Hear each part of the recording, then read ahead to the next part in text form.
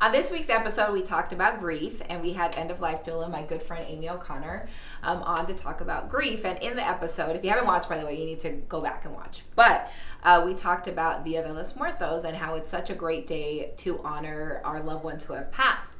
And I thought it was perfect because Amy built her own magical ofrendas. Do you do this every year? Not every year. For the past 5 years. For the past 5 years. She is probably the ofrenda queen. I'm going to call her the ofrenda queen. But before we go into her, I thought it was good, into hers, I thought it would be good for you guys to know a little bit about Dia de los Muertos. First of all, we talked about it in the episode, but Coco is a great place to start. It's a really basic 101. Before that movie came out, I feel like a lot of people thought that Dia de los Muertos, Day of the Dead, was something like sad, right? But it's really a day to celebrate our loved ones. It's from the Mexican culture, right? But anybody, what I love about it is that anybody can celebrate their loved ones and is welcome to, right? I've gone to some of the most beautiful cemeteries. I know that sounds crazy in Mexico, in Sayulita, Mexico, and they like light up the cemeteries and they really, really honor their loved ones. So Dia de los Muertos is a day to celebrate your loved ones. It's 2 days, November 1st and 2nd. It's celebrated in Mexico. They have huge parties. You actually went to Mexico City. I did. And explain a little bit about that. That was like a huge celebration, right, in the streets? Yes, and actually I went through a graveyard at night where people were actually at the grave sites. And they light them up, and they're so beautiful. I went to one in Sayulita, Mexico, too. So I love that the American culture is bringing that here. An ofrenda is another word for an altar. There's so many different things you can do with an ofrenda, which we're going to go through.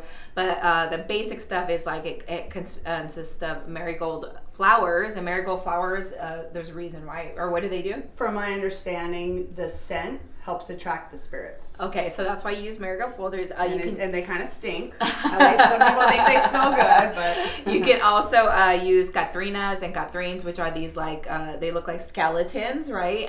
There's sugar skulls in there. There's lots of candles, and then there's also, so you put your loved ones, and I have the pictures of my brothers right here. You put your loved ones on there, and then near their picture, you put like food they like, drinks they like, right? What is why do we do that?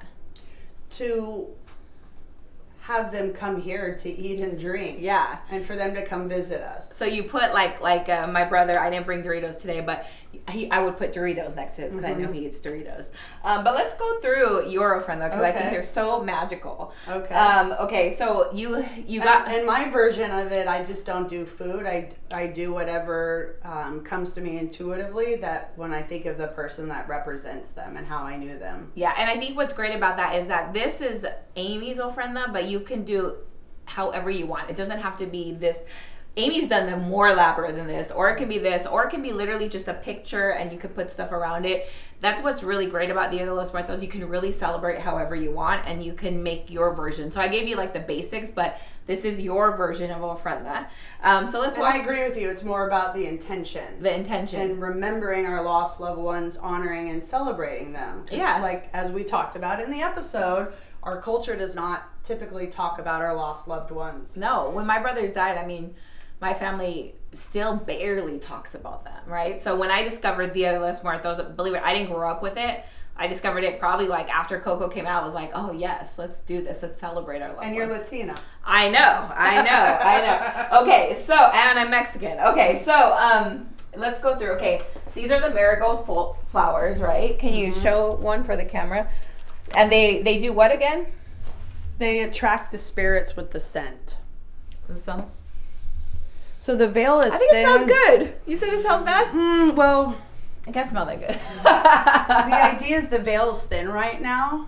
And so this is the time to attract them with flowers and their favorite foods or drinks. Okay.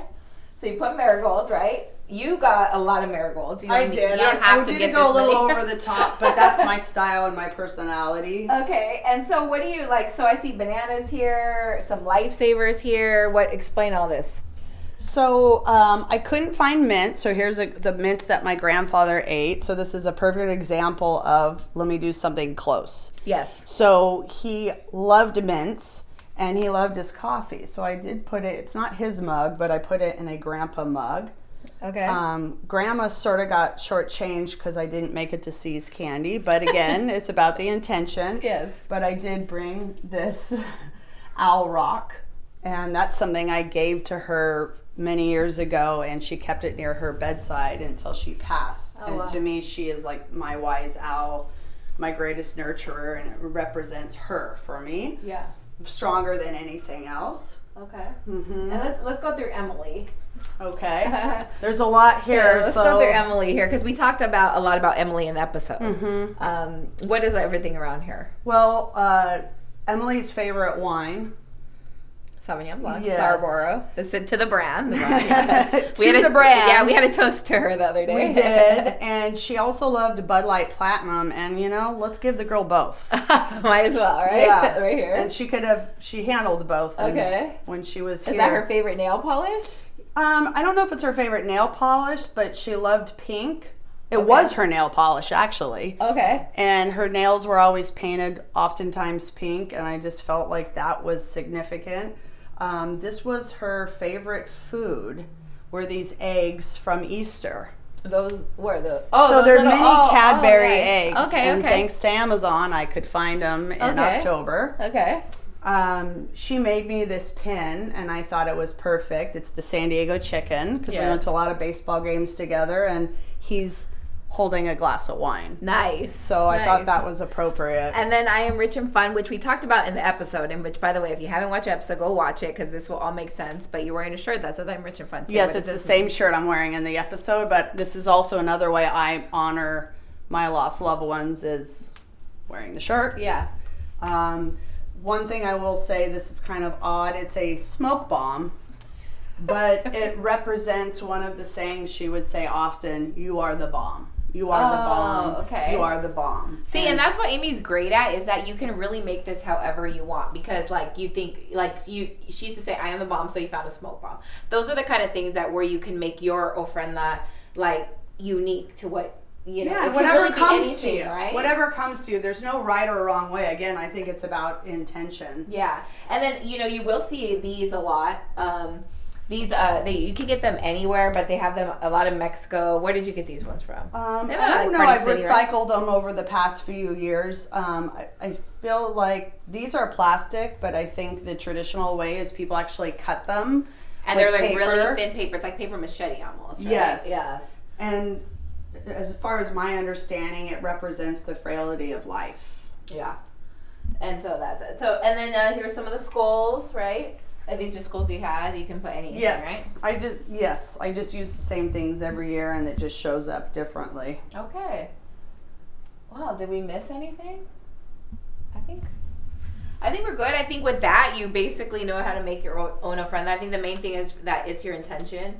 It's a way to honor your loved ones. Ever since I started doing it, it does make you feel more connected. It's a day to enjoy them. Would you be okay with me putting my brothers there? Sure. I didn't bring their Doritos, but it's okay. Right here, is that good? Yeah. And speaking of the frailty of life. Oh yeah, the frailty of life, if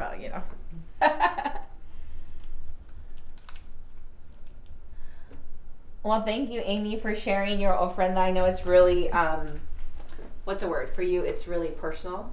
Yes. And I appreciate you sharing it with people at home, because I get so many questions about this. They don't, they've never heard of it. They don't know.